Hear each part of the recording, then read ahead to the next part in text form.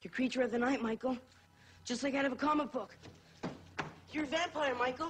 The 1987 film The Lost Boys helped propel Corey Haim into a teen heartthrob, but his career stumbled after he got addicted to drugs, a problem he long struggled with. The Los Angeles coroner's office says the 38-year-old died early Wednesday morning at a Burbank, California hospital. An autopsy will be done to determine the cause of death. How much do you think we should charge him for this? It was the movie The Lost Boys that kicked off an acting partnership with the other famous Corey in the 80s, Corey Feldman. The two starred together in 8 movies. You know Corey Haim, ladies and gentlemen, Corey Haim. And just 3 weeks ago, Hollywood TV caught the two Coreys out in West Hollywood, where Haim said he was doing well and was looking forward to future film projects. So you guys are still best friends? What's his name? Always. How you doing now? You much better? Looking good. Thanks, man. Looking good. Haim was born in Toronto, Canada on December 23, 1971. According to his official website, he was considering becoming a professional hockey player when, through a twist of fate, he was bitten by the acting bug while attending an audition with his sister. In recent years, Haim appeared in the A&E reality TV show The Two Coreys with Feldman, but it was canceled in 2008 after 2 seasons. Myra Lopez, The Associated Press.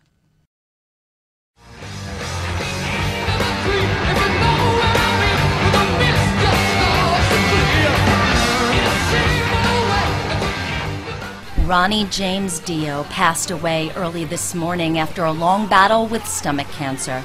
He was 67. Dio was discovered mostly by Ritchie Blackmore, who brought his band Elf to the rock forefront. Blackmore later had him as his first vocalist for Blackmore's Rainbow, and then Ronnie went on to take over for Ozzy Osbourne in Black Sabbath. In the 1980s, he hit it big with his own band Dio, with metal classics like Last in Line and Holy Diver, among others. A man slight of stature, was big in the eyes of music fans, young and old, and fellow musicians and entertainers both of and not of the metal genre. His widow Wendy said in a statement, quote, "Today my heart is broken. Ronnie passed away at 7:45 a.m. May 16th. Many, many friends and family were able to say their private goodbyes before he peacefully passed away. Ronnie knew how much he was loved by all. We so appreciate the love and support that you have all given us. Please give a few days of privacy to deal with this terrible loss. Please know he loved you all and his music will live on forever." End quote. Dio was recently awarded the Best Metal Vocalist at the Revolver Golden Gods Awards, but before it was announced, we caught up with Ronnie James Dio last month to get his thoughts on his bout with stomach cancer. You know, I feel good and bad at times. You know, it's a long process. Chemotherapy I never realized what a difficult thing it was to go through, and it's a real cumulative effect. The more you have, the more it piles up on top of you. It takes longer and longer to get over it. I find it very difficult to eat. I never like to eat anyway, so I guess that's okay. But I know I have to, but this makes it very, very hard.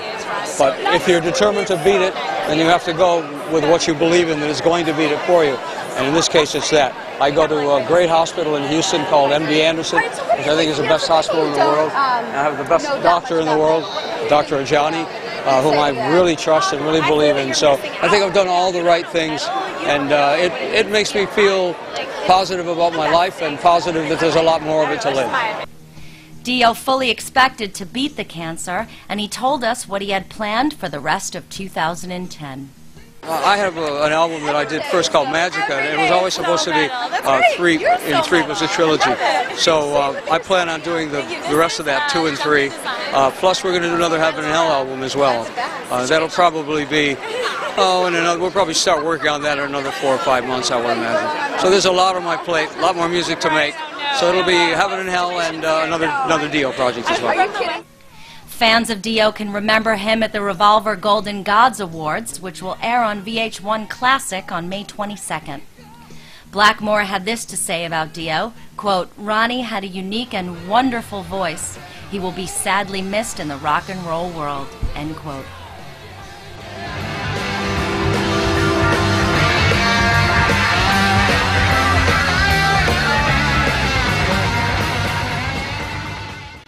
The Grammy Award-winning metal band Slipknot, known for its grotesque masks and dark lyrics, has lost one of its band members.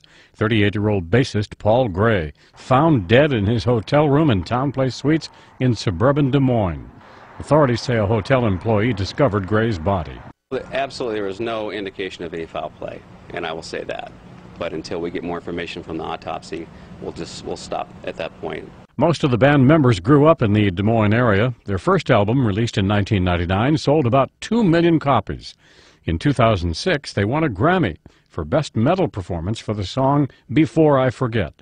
In 2003, Gray acknowledged he was on drugs when his car collided with another vehicle in Des Moines.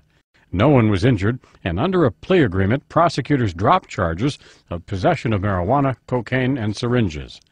The county medical examiner's office plans an autopsy on Gray's body Tuesday. Brian Thomas, The Associated Press. The world don't move to the beat of just one drum. What might be right for you may not be right for some. Gary Coleman, child star of the 1970s sitcom Different Strokes, has died.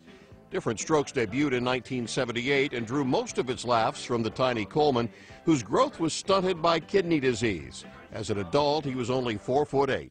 With sparkling eyes and perfect comic timing, Coleman was an immediate star, and his skeptical "what you talking about," usually aimed at his older brother Willis, became a catchphrase. What you talking about, Willis? The series ran for 8 seasons, ending in 1986 when Coleman was 18. His life from then on was marked by a variety of health and legal problems. His kidney disease required dialysis and at least 2 transplants. In a 1993 television interview, he admitted to twice trying to kill himself. In 2003, Coleman was one of 135 candidates on the ballot when California voters ousted Governor Gray Davis and replaced him with Arnold Schwarzenegger. He ran on a largely conservative platform calling for tax cuts. He moved to Utah in 2005, where he eventually settled with his wife Shannon Price, whom he met on the set of the 2006 comedy Church Ball. They married in 2007. He suffered seizures in January and February of this year and was hospitalized in Provo, Utah on May 26th. Gary Coleman was 42 years old. John Belmont, The Associated Press.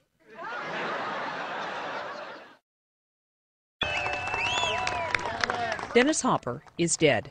The actor, last seen receiving a star on Hollywood's Walk of Fame, passed away after a battle with prostate cancer. This means so much to me, and thank you very much, everyone.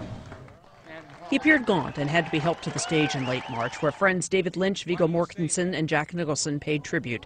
Hopper's biggest success came in 1969 with Easy Rider. Hey, man, everything that we ever dreamed of is in that teardrop gas tank, and you got a stranger over there pouring gasoline all over it, man. All he's got to do is turn and look over into it, man, and he can see that. He was nominated for a Best Screenplay Oscar and directed the hippie road trip hit. Hot damn. But life was by no means easy after that. Hopper was strung out on drugs and alcohol for most of the 70s before making a comeback in Apocalypse Now in 1979. In the 80s, he was finally committed to a detox program after being committed to a psych ward for his hallucinations.